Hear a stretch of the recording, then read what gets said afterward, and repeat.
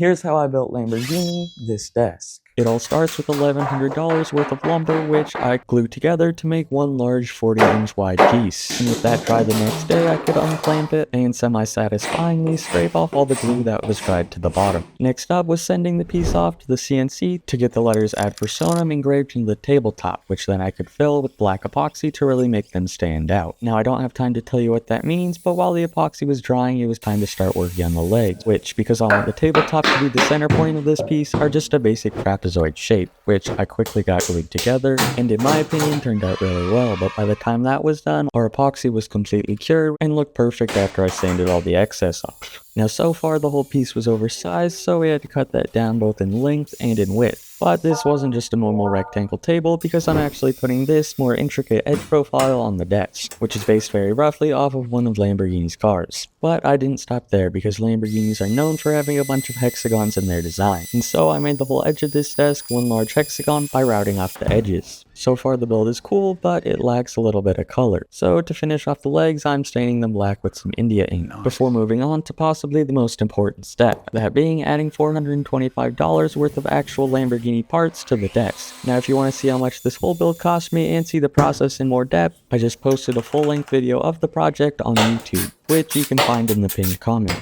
But with both of those badges fitting nice and snug, there was one more key element to this desk that still needed to be added. That being these black racing stripes, which I think do a really good job of tying the table base into the tabletop. And what also does a really good job at tying everything together is putting a layer of finish across everything. And as you can see, it turned out pretty much perfectly. So we can put the legs on and flip this thing over, finishing it off with the all-important OEM Lamborghini parts, which were super satisfying to put on. I'm curious of what you think of the build, but I think it turned out really good. So follow to see more builds, and